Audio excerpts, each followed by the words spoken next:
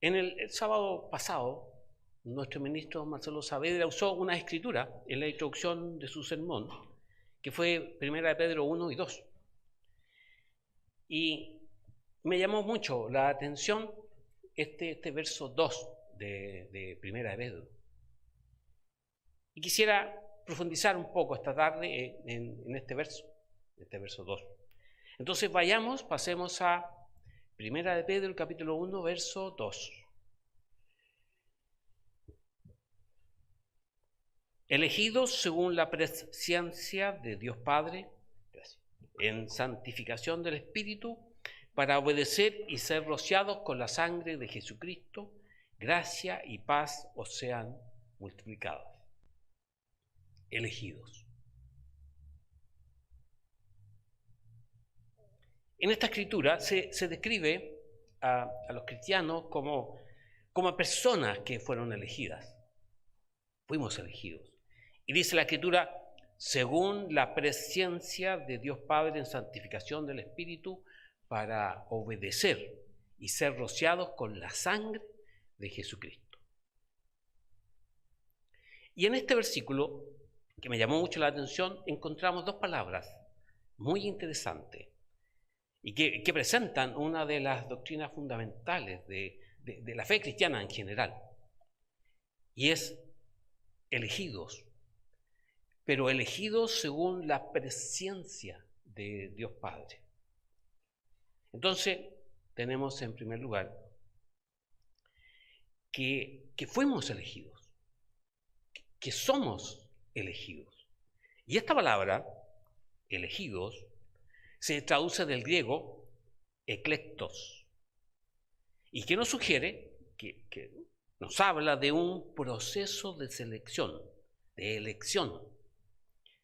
Y en este sentido, los cristianos somos personas que hemos sido seleccionados, escogidos o elegidos por Dios. Y luego, entonces, nace la pregunta, la reflexión inmediata. Bueno, ¿basado en qué nos elige Dios? ¿En qué se basó Dios para escogernos a cada uno de nosotros, para elegirnos? Y el apóstol responde en esta escritura que Dios lo hizo basado en su presciencia, en la presencia de Dios Padre. Y esta es una palabra poco conocida para nosotros, presciencia, y se traduce del griego prognosis, y que literalmente significa el conocimiento anticipado de Dios. Dios, una de su naturaleza es la de ser omnisapiente, lo sabe todo, está omnipresente, está más allá del tiempo, como nos explicaba Esteban. Entonces, podríamos hacer una primera conclusión esta tarde y decir que fuimos elegidos por Dios desde antes que nosotros naciéramos. Y pasemos a una escritura, vamos a Jeremías capítulo 1, verso 5. Jeremías capítulo 1, verso 5, donde se explica esto. Jeremías 1, 5. Antes que te formase en el vientre te conocí, y antes que nacieses te santifiqué, te di por profeta a las naciones. Bueno, Dios lo hace entonces, hermanos, interpretando esta escritura, no basado en algún mérito nuestro. No tenemos méritos para ser escogidos o elegidos, o porque tuviésemos algo distinto o diferente a las otras personas que nos hiciera para Dios una mejor opción en vez de otro, sino que Dios elige por su gracia. Deuteronomio, pasemos a Deuteronomio capítulo 7, versículos 6 y 8. Deuteronomio capítulo 7, versículos 6 al 8. Dice Dios aquí, en esta escritura, porque tú eres pueblo santo para el Eterno tu Dios. El Eterno tu Dios te ha escogido para hacerle un pueblo especial, más que todos los pueblos que están sobre la tierra. No por ser vosotros más que todos los pueblos os ha querido el Eterno y os ha escogido, pues vosotros erais el más insignificante de todos los pueblos, sino por cuanto el Eterno os amó y quiso guardar el juramento que juró a vuestros padres. Os ha sacado el Eterno con mano poderosa y os ha rescatado de servidumbre de la mano de Faraón, rey de Egipto. Bueno, la escritura, hermanos, es obvia. Dios nos escogió porque Él nos amó a nosotros primero. No por un mérito nuestro, sino que Él, de su gracia, nos amó antes. El mismo apóstol Pablo habla acerca de una elección incondicional que no está basada en algún mérito personal de la persona escogida, sino que en su santa voluntad, en la santa voluntad de Dios, según su amor y su misericordia. Pasemos a Efesios, vayamos a Efesios al capítulo 1, a los versos 3 al 5. Vayamos a Efesios, capítulo 1, versículos 3 al 5. Nos dice el apóstol Pablo, Efesios 1, verso 3. Bendito sea el Dios y el Padre de nuestro Señor Jesucristo, que nos bendijo con toda bendición espiritual en los lugares celestiales en Cristo. Y lo importante, según nos escogió en Él antes de la fundación del mundo, para que fuésemos santos y sin mancha delante de Él en amor, habiéndonos predestinado para ser adoptados hijos suyos por medio de Jesucristo según el puro afecto de su voluntad. Él nos amó primero, según el puro afecto de su voluntad. Y Jesucristo lo confirma, y veamos una escritura en Juan, en la epístola de Juan, en el verso 15, en el capítulo 15, verso 16, Juan capítulo 15, verso 16, donde Jesucristo le dice esto mismo a sus discípulos. Dice Jesucristo, Juan 15, 16, no me elegisteis vosotros a mí, sino que yo os elegí a vosotros. Y en Efesios, volvamos a Efesios, en el capítulo 1, versos 3 y 4, el apóstol Pablo bendice al Dios y Padre de nuestro Señor Jesucristo, que nos bendijo con toda bendición espiritual en los lugares celestiales en Cristo. Hermano, y pongan atención, según nos escogió en Él antes de la fundación del mundo. Antes. Dios nos bendice, nos está diciendo Pablo, porque Él nos escogió para eso. Y más adelante, añade Pablo en la Escritura, que esa elección no fue una acción arbitraria de parte de Dios. No. Sino que Él nos predestinó.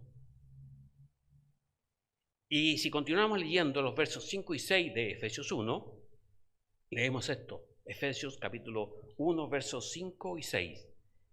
Verso 5.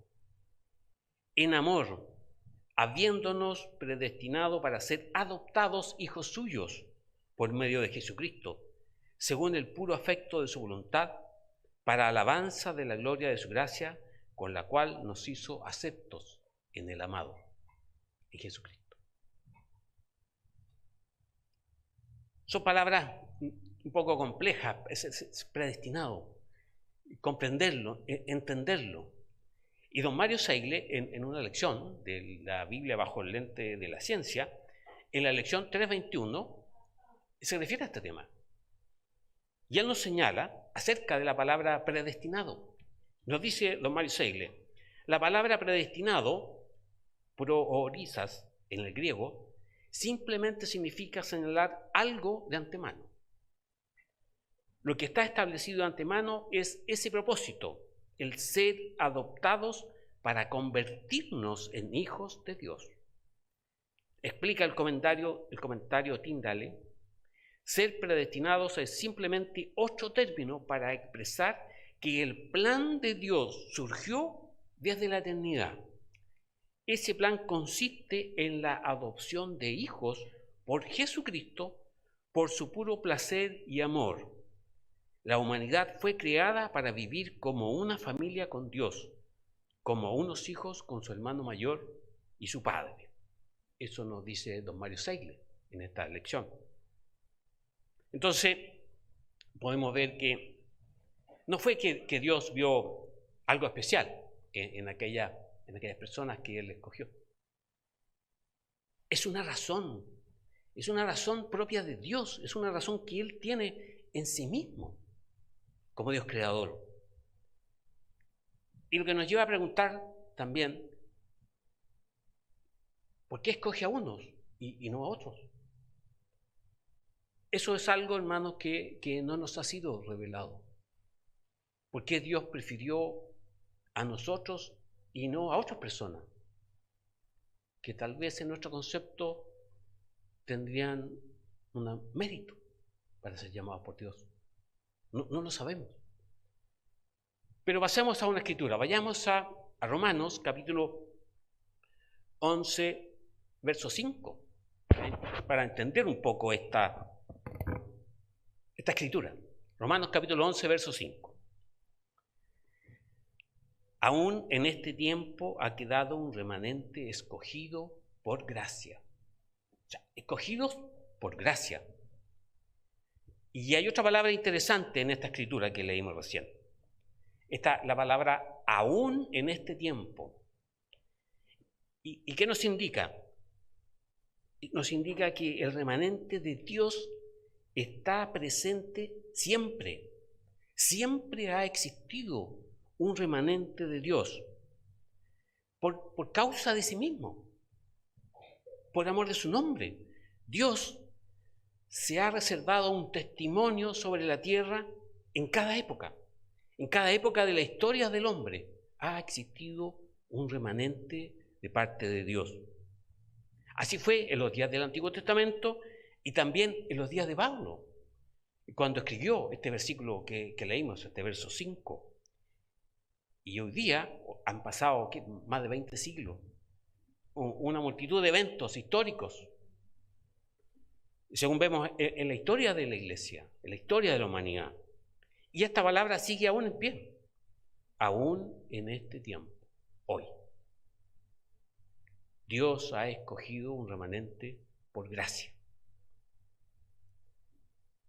Entonces, vemos que la característica más importante del remanente es su elección por la gracia de Dios. Porque el remanente no es escogido por obras que haya hecho, ni por una justicia propia, ni tampoco por algún mérito, como si tuviese alguno, o sea, como si pudiéramos tener nosotros un mérito para decirle a Dios, yo, escógeme a mí. Sino que esto ocurre, hermanos, enteramente por gracia. Fíjense que hay una escritura en el Antiguo Testamento de Elías. ¿Se acuerdan de Elías cuando él estaba en el monte Horeb? Y duda Elías. Después de haber hecho un milagro poderoso, él duda. Y Dios le dice a Elías, ahí en 1 Reyes 19:18, le dice, yo haré que queden en Israel 7,000 cuyas rodillas no se doblaron ante Baal y cuyas bocas no lo besaron. Yo haré, por gracia. Nos habla de una voluntad de Dios que es más alta, que es superior que la de nosotros, de los hombres. Es Dios quien elige, es Dios quien actúa en nuestras vidas. Así que no debemos cansarnos en buscar al mérito o alguno de fidelidad, sino en Dios. Es Dios quien los ha apartado para sí, para Él. Y Pablo lo refuerza, hermanos, en el verso 6 de Romanos 11. Romanos capítulo 11, verso 6. Y dice el apóstol Pablo: y si por gracia, ya no es por obras. De otra manera, la gracia ya no es gracia. Y si por obras, ya no es gracia. De otra manera, la obra ya no es obra. O sea, fue por gracia, hermano.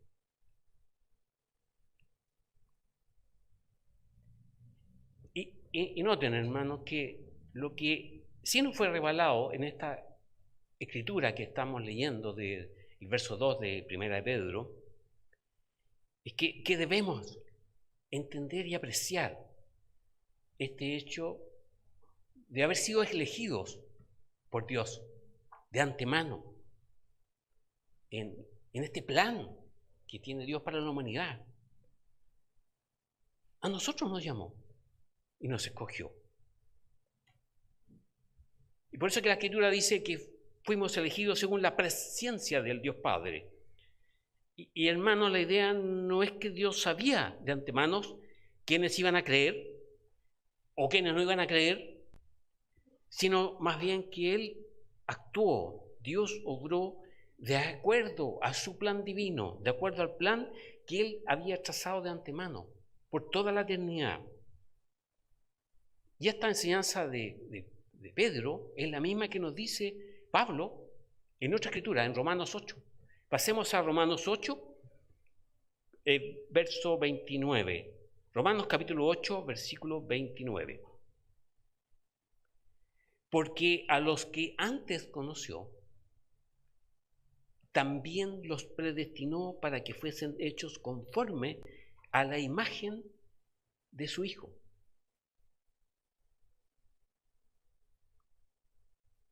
En las Escrituras se usa muchas veces esta palabra conocer para hablar de un amor selectivo. Cuando Dios habla de que nos conoció antes de que nos formasen en el vientre de nuestra madre, habla de un conocimiento anticipado de nosotros por parte de Dios, pero visto desde la perspectiva del plan de Dios para la salvación del hombre. Por ejemplo, hay una escritura en el Antiguo Testamento, en Amós, en el capítulo 3, en el verso 2, en que Dios le dice al pueblo de Israel: a vosotros solamente he conocido de todas las familias de la tierra. Eso no significa que Dios esté ignorando la existencia, por ejemplo, de los egipcios, que son mencionados en el verso 1 anterior, o de los babilonios, o de los otros pueblos que existían en la época del Antiguo Testamento. Lo que el texto significa es que Dios no había elegido a ninguno de esos pueblos para hacer un pacto con ellos, porque Dios hizo un pacto con Israel. Entonces Pedro nos habla de que por una razón desconocida para nosotros, Dios nos tomó en cuenta, Dios nos consideró desde antes de la fundación del mundo, y se propuso Él, en su plan divino, adoptarnos como sus hijos. Y en virtud de esa elección de Dios, por su gracia, ahora Él es nuestro Padre. Y tenemos la oportunidad de convertirnos en sus hijos. Y por eso en esta escritura de 1 Pedro 1, verso 2, Pedro nos dice que fuimos elegidos en santificación del Espíritu. En santificación del Espíritu. Y esta palabra, santificación, se traduce del griego hagiasmos, que nos habla del hecho que hemos sido apartados por Dios. Fuimos separados por Dios para ser utilizados, para ser usados en su propósito santo. Y para eso fuimos lavados de nuestros pecados por la sangre de Jesucristo. Pasemos a Segunda de Tesalonicenses, vayamos a Segunda de Tesalonicenses, capítulo 2, verso 13. Segunda de Tesalonicenses, capítulo 2, verso 13.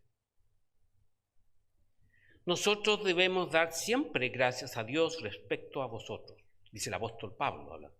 Hermanos amados por el Señor, de que Dios os haya escogido desde el principio para salvación. Dios nos escogió, dice, Dios os haya escogido desde el principio para salvación mediante la santificación por el Espíritu y la fe en la verdad. Ya se ha dicho que esta palabra santificación, en el término general, en el término original de la palabra, se refiere a algo que ha sido separado o ha sido consagrado a Dios. Y entonces surge, la preguntemos, ¿separados de qué? Y la respuesta también es obvia, hermanos. Separados del pecado para servir a Dios. Hay un llamado de Dios. Hay un llamado a la santidad. La Biblia pone como un referente ineludible, o sea, inexcusable para nosotros, la santidad de Dios. Dios es santo. La santidad, el santo es uno de los nombres con los cuales se describe a Dios en las Escrituras. Por ejemplo, en 2 Reyes 19, en el Salmo 89, Isaías es el que más utiliza la palabra santo para referirse a Dios. Y también Jesucristo. Saben que a Jesucristo también se le menciona como santo. Pasemos a Marcos 1:24, donde se habla, dice, el santo de Dios, lo que también se repite en Lucas 4:34. Se habla de Jesucristo como el santo de Dios. Entonces, la santidad es parte del carácter de Dios. En la visión del profeta Isaías, en Isaías capítulo 6, en el verso 3, Isaías capítulo 6, verso 3, Isaías, el profeta, escucha las voces de los serafines que estaban en el cielo. Dice, los serafines que decían el uno al otro, santo, santo, santo, el eterno de los ejércitos, toda la tierra está llena de su gloria. La santidad es una característica propia de Dios. También en Apocalipsis vemos esto. En Apocalipsis capítulo 4, verso 8, cuando se habla de la adoración de los 4 seres vivientes, en esta revelación que tuvo Juan. Y se dice, y no cesaban día y noche de decir, santo, santo, santo es el Señor Dios Todopoderoso, el que era, el que es y el que ha de venir. Entonces, de acuerdo a estas escrituras que hemos leído, de acuerdo a estos atributos que tiene Dios, Él nos llama a que seamos santos en todas las áreas de nuestra vida. Primera de Pedro, capítulo 1, versos 15 y 16. Primera de Pedro, capítulo 1, versos 15 y 16. Sino como aquel que os llamó es santo, sed vosotros también santos en toda vuestra manera de vivir, porque escrito está, sed santos porque yo soy santo. En esta cita, el apóstol Pedro escribe que Dios nos llama a reflejar su carácter santo. Pero debemos reconocer un hecho, de que nosotros como seres humanos tenemos un grave problema con la santidad. Porque nosotros, por nosotros mismos, no somos santos. Y como no podemos encontrar la santidad en nosotros mismos, nos preguntamos entonces, ¿quién realizará la santidad en nosotros? ¿Y cómo lo hará? Y la respuesta está en Dios, pues Él ha enviado a su Santo Espíritu para que nuestras vidas sean transformadas por su poder. Como vimos en una escritura que recién leímos, 2 Tesalonicenses, en el capítulo 2, en el verso 13, esta obra de santificación en nosotros la hace Dios a través de su Espíritu Santo.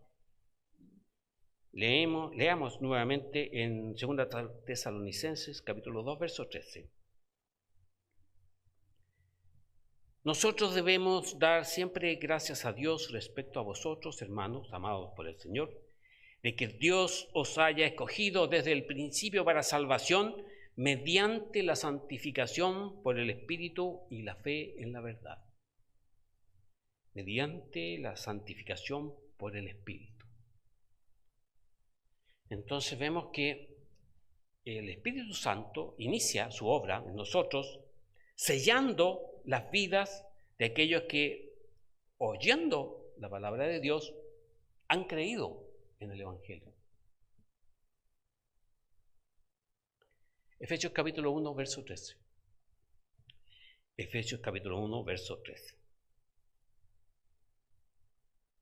En él, hablando de Jesucristo, también vosotros, habiendo oído la palabra de verdad, el evangelio de nuestra salvación, y habiendo creído en él, fuisteis sellados con el Espíritu Santo de la promesa.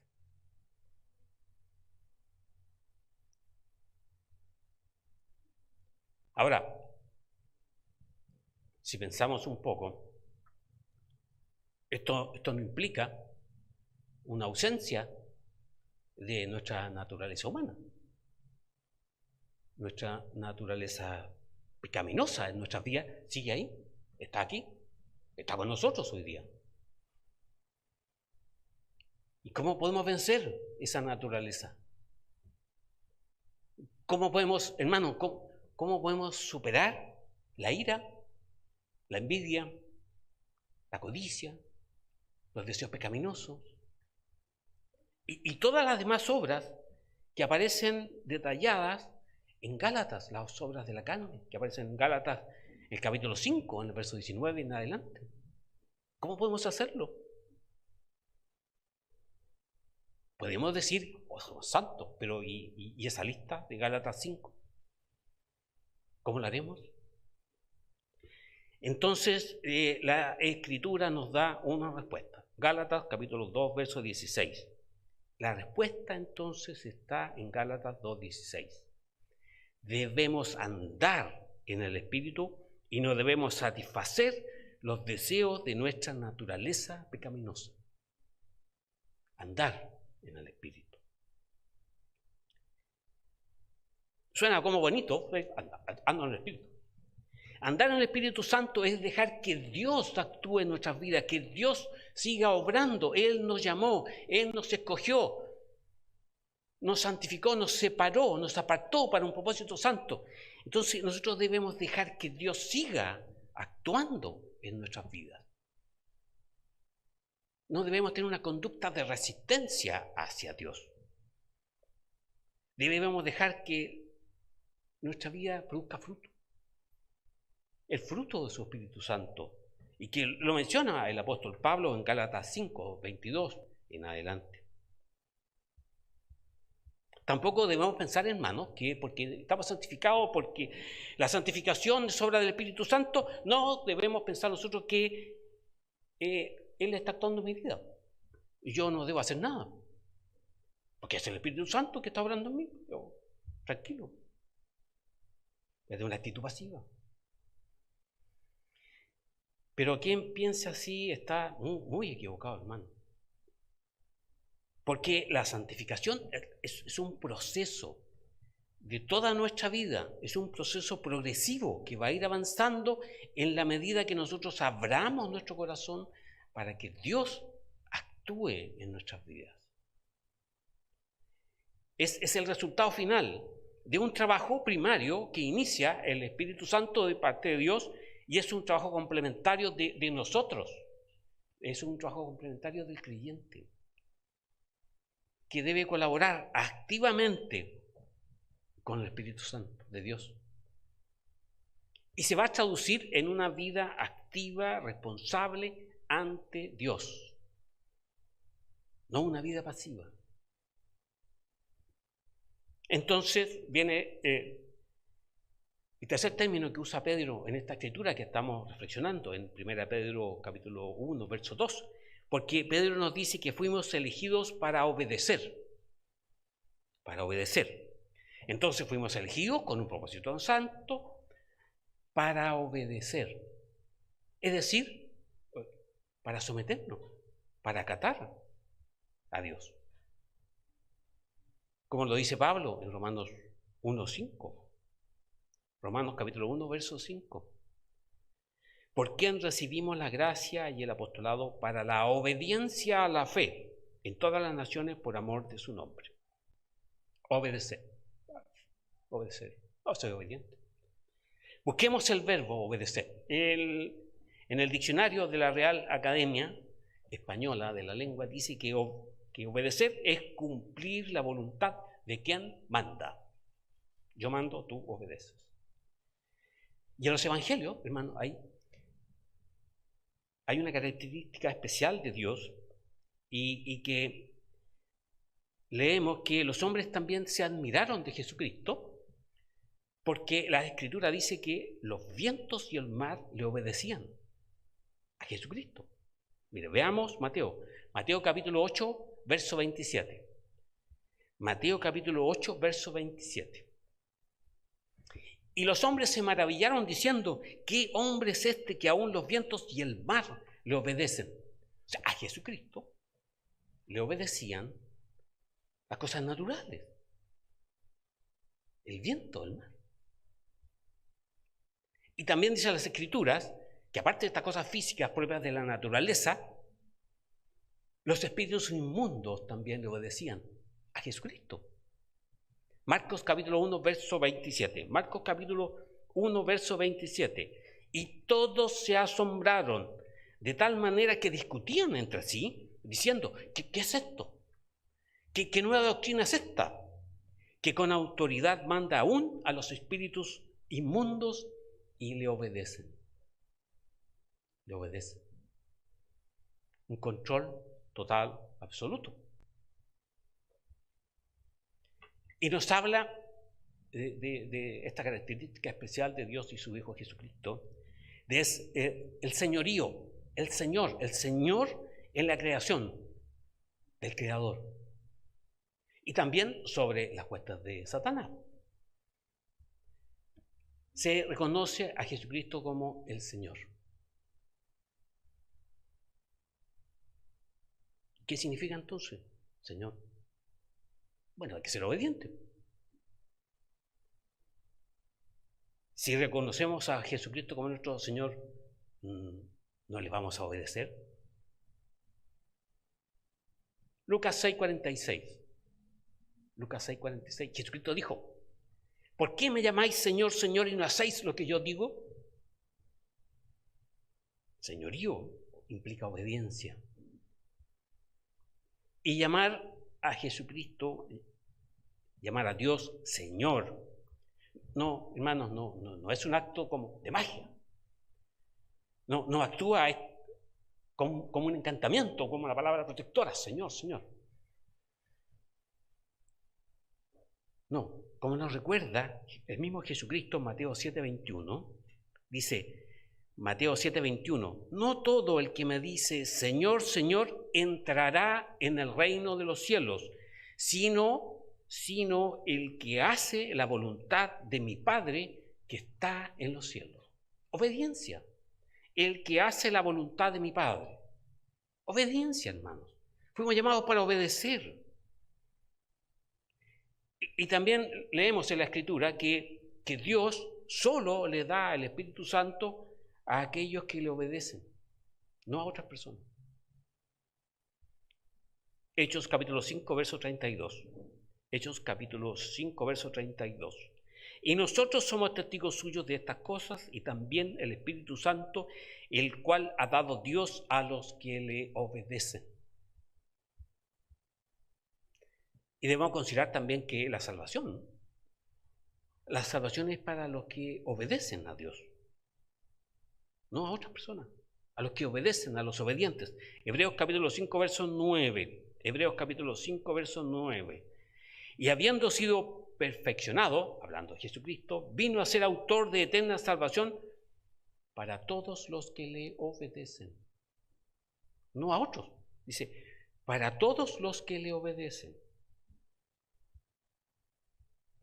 Si recapitulamos un poco de lo que estamos hablando. la santificación del Espíritu por parte de Dios es una operación real del Espíritu Santo en nosotros, en nuestras vidas, que ha debido producir un cambio completo en nuestra mente. Y ese cambio se va a manifestar y se va a demostrar en un nuevo deseo. ¿Cuál? Obedecer. Obedecer. Entonces debemos comprender que entonces la santificación de que habla este pasaje de 1 Pedro, capítulo 1, verso 2, no es esa santificación práctica del creyente que se habla en otras escrituras, cuando Dios hace una separación entre cosas consagradas, cosas santas, y que debe ser relativa, está relativa a una situación en el templo, los sacerdotes, los levitas, las cosas consagradas para los servicios del culto, sino que esta santificación de la que está hablando Pedro es mucho más profunda del Espíritu, que es absoluta para nosotros.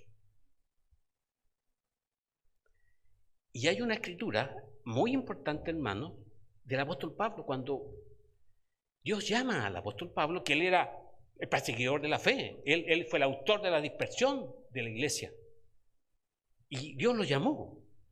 Y en Hechos capítulo 9, verso 6, se dice lo siguiente, respecto de la actitud de Pablo, el cambio radical en su mente que Dios hizo a través del Espíritu Santo en Pablo. Hechos capítulo 9, verso 6. Él, temblando y temeroso, Pablo, Saulo en ese minuto, dijo, Señor, ¿qué quieres que yo haga? Y el Señor le dijo, levántate y entra en la ciudad y se te dirá lo que debes hacer. ¿Qué quieres que yo haga? La obediencia a Dios, a Cristo, no es simplemente que estemos bajo una nueva regla y obedezcamos a Dios y a Cristo, a Jesucristo, sino que Dios nos apartó para un propósito santo, especial, específico para nosotros, para obedecer. Pero no cualquier obediencia, la obediencia de Jesucristo, para que podamos obedecer tal como lo hizo Jesucristo con su Padre. Por eso que esta santificación es absoluta, porque debemos estar dedicados absolutamente en nuestras vidas a este propósito santo de Dios. Porque tenemos una nueva naturaleza que se debe deleitar en hacer la voluntad de Dios, no nuestra voluntad. Así como dijo Jesucristo lo dijo. Él es nuestro ejemplo y nosotros debemos obedecer tal como Él lo hizo. Pasemos a Juan capítulo 8, verso 29. Juan capítulo 8, verso 29. Porque el que me envió, hablando de Dios el Padre, conmigo está. No me ha dejado solo el Padre, porque yo hago siempre lo que le agrada. Pablo dijo, ¿qué quieres que yo haga? Y Jesucristo dice, yo hago siempre lo que le agrada a Dios el Padre. Ese es el propósito de Dios para nuestra elección. Y además, en cuarto lugar, en esta escritura de 1 Pedro 1, 2, Pedro nos dice que fuimos elegidos para ser rociados con la sangre de Jesucristo. Rociados con la sangre de Jesucristo. Ya podemos ir entendiendo el propósito de esta escritura, un propósito trascendental para nosotros. Pedro está haciendo referencia en este texto acerca del pacto que Dios hizo con su pueblo en el Antiguo Testamento. Porque en el Antiguo Testamento la aspersión de la sangre de los animales hacía que el pueblo de Dios participara de la bendición esta del Antiguo Testamento, una cosa física, asperjados con la sangre de los sacrificios. Pero hay una nueva expresión, ser rociados con la sangre de Jesucristo. Y eso nos va a llevar a ser partícipes del nuevo pacto con Dios. Si volvemos al Antiguo Testamento, en Éxodo 24, dice que Moisés leyó delante del pueblo todas las palabras que Dios le había entregado en el monte Sinaí. Y el pueblo respondió comprometiéndose a obedecer los mandamientos de Dios. Pero solo fue de palabra, de la boca para afuera. Pero la Escritura nos dice que Moisés roció sangre sobre el pueblo, porque se hizo un pacto en ese momento. Y así dijo en Éxodo capítulo 24, verso 8. Éxodo capítulo 24, verso 8. He aquí la sangre del pacto que el Eterno ha hecho con vosotros sobre todas estas cosas. Los mandamientos, la obediencia. Estas son mis leyes, nosotros obedecemos. Y Dios sella ese pacto con sangre.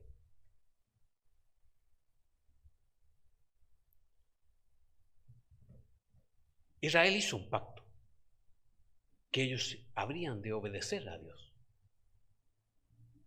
Y Pedro, en esta escritura, lo que está implicando es que todos aquellos que han respondido por fe a la proclamación del Evangelio han entrado tan, porque si escuchamos la proclamación del Evangelio porque fuimos escogidos, hemos entrado también en una relación de pacto con Dios, pero no como el pacto que hizo Israel en el monte Sinaí, porque este pacto es un nuevo pacto que está basado en la sangre que Jesucristo derramó en su crucifixión, en su muerte. Y nosotros fuimos elegidos para entrar en esa relación de pacto con Dios, por medio del cual el Señor viene a ser nuestro Dios y nosotros somos su pueblo santo. Y en virtud de esta relación de pacto, nos comprometimos a vivir de acuerdo a la voluntad de Dios y no conforme a nuestra voluntad. Y mucho menos conforme a este sistema, al sistema de este mundo. No tenemos elección. No podemos escoger a estas alturas de nuestra vida el sistema del mundo. Leamos ahí una escritura en Apocalipsis. Vayamos a Apocalipsis capítulo 1, verso 5. Apocalipsis capítulo 1, versículo 5. Hablando Juan acerca de Jesucristo, dice, y de Jesucristo, el testigo fiel, el primogénito de los muertos, el soberano de los reyes de la tierra, Señor de señores, al que nos amó y nos lavó de nuestros pecados con su sangre.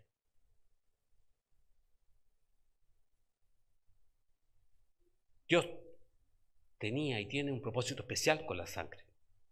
En Génesis, en el capítulo 9, verso 4, leemos que carne con su vida, que es su sangre, no comeréis. Dios nos explica que la sangre tiene un propósito especial. Y en el Levítico 17, en el verso 11, leemos, la vida de la carne en la sangre está.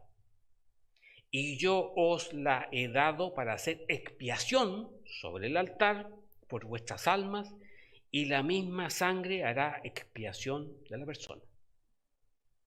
Un simbolismo que representa el perdón de los pecados a través de la sangre de Jesucristo.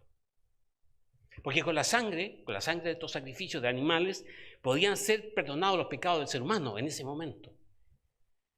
Y por esa razón Israel hacía sacrificios constantemente. Y debemos comprender y entender absolutamente que la sangre está relacionada con la salvación. Éxodo capítulo 12, verso 13. Éxodo capítulo 12, verso 13. La Pascua. Y la sangre os será por señal en la casa donde vosotros estéis, y veré la sangre, y pasaré de vosotros, y no habrá en vosotros plaga de mortandad cuando hiera la tierra de Egipto. Muy claro, hermano. Vemos que la sangre servía de señal para que en el pueblo de Israel no hubiera muerte, Y la sangre que fue rociada, pintada en los dinteles de las puertas, los salvó de la muerte de los primogénitos. Y también, acuérdense hermanos, que la escritura que recién leímos en Éxodo 24:8, el pueblo de Israel también fue rociado con sangre. O sea, no solo los dinteles de las puertas de su casa, sino que ellos también. Cuando leímos en Éxodo 24:8, entonces Moisés tomó la sangre y roció sobre el pueblo y dijo: he aquí la sangre del pacto que el Eterno ha hecho con vosotros sobre todas estas cosas, los mandamientos. Símbolo de Jesucristo y su sangre. Juan capítulo 1, verso 29. Juan capítulo 1, verso 29. Dijo Juan el Bautista acerca de Jesucristo: he aquí el Cordero de Dios que quita el pecado del mundo. Debemos ser rociados con la sangre de Jesucristo. Mateo capítulo 26, verso 28. Mateo capítulo 26, verso 28. Lo dice Jesucristo, dice: esto es mi sangre del nuevo pacto, que por muchos es derramada para remisión de los pecados. Hermanos, debemos ser rociados con la sangre de Jesucristo, porque Jesucristo, el Cordero de Dios, derramó su sangre para que exista remisión, para que exista un perdón de los pecados. Y por eso que debe ser rociada sobre nosotros, para además sellar el pacto nuestro con Dios. Tiene un efecto de perdón de los pecados y un sello para con Dios. En Colosenses capítulo 1, verso 14, hablando también de Jesucristo, el apóstol Pablo nos dice, Colosenses 1, 14, en quien tenemos redención por su sangre, el perdón de pecados.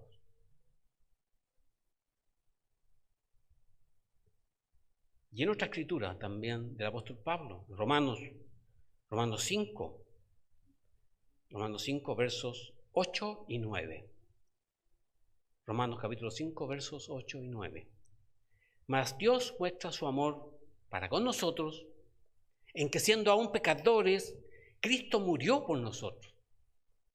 Pues mucho más, estando ya justificados en su sangre, por él seremos salvos de la ira. Tenemos acceso a la salvación, tenemos acceso a la vida eterna para ser hijos de Dios, formar parte de su familia divina. Dios nos ha amado, nos escogió, y la Biblia así lo dice. Y lo hemos demostrado porque estamos aquí en este minuto, en este servicio, en alabanza a Dios. Pero hermanos, preguntémonos sinceramente a nosotros mismos, ¿hemos sido lavados con su sangre? ¿Hemos sido verdaderamente lavados con la sangre de Jesucristo? Si estamos bautizados en su nombre, podríamos decir, como dijo Juan en Apocalipsis 1, 5 y 6, que leímos recién una parte de esta escritura, Apocalipsis 1, versículos 5 y 6, de Jesucristo, el testigo fiel, el primogénito de los muertos, nuestro hermano mayor, el soberano de los reyes de la tierra, al que nos amó y nos lavó de nuestros pecados con su sangre y nos hizo reyes y sacerdotes para Dios su Padre. A él sea gloria e imperio por los siglos de los siglos. Amén. Vamos a formar parte del reino de Dios. Entonces, hermanos, en esta escritura que hemos leído brevemente y hemos tratado de profundizar un poco, es importante, hermanos, que entendamos lo que realmente somos. ¿Qué somos, hermanos? ¿Qué somos en Cristo Jesús? ¿Qué somos para Dios? Somos pueblo santo, apartados de este mundo, apartados de la inmundicia del mundo. Fuimos elegidos según la presencia de Dios, según el conocimiento anticipado de Dios, elegidos para su propósito santo, para liberarnos del pecado por medio del sacrificio de nuestro Señor Jesucristo. A esta persona finaliza este verso 2, el apóstol Pedro diciendo: gracia y paz os sean multiplicadas. Esta gracia y paz que nos desea el apóstol Pedro solamente la puede traer Jesucristo a nuestras vidas. Y ese era el anhelo, el deseo de Pedro para todas las personas a las cuales él le escribió esta carta, o sea, a nosotros, a todos los cristianos que estaban en la dispersión del mundo, a los que estamos hoy en la dispersión del mundo. Pedro nos explicó esto. Y ha pedido que Dios nos traiga gracia y paz y que ella sea multiplicada. Gracia, hermanos, porque es la influencia divina sobre nuestro corazón. La gracia es esa influencia de parte de Dios en nosotros, en nuestro corazón humano, que nos da una opción, una oportunidad de recibir lo que no merecemos, ser parte de su familia, recibir la vida eterna. Y Pedro también nos desea paz. Por la fe tenemos paz para con Dios por medio de Jesucristo. Dice el apóstol Pablo en Romanos 5. Y Pedro, hermanos, para terminar, nos desea tranquilidad, nos desea sosiego, o sea, falta de agitación en nuestras vidas. En esta vida con Cristo Jesús y Dios el Padre, para que se disipe todo temor, toda inseguridad, toda culpabilidad, toda sensación de culpabilidad y de condena en nuestras vidas, porque Dios nos llamó y nos escogió. Y Pedro desea que esta gracia y paz sean multiplicadas en nuestra vida para que podamos alcanzar el reino de Dios.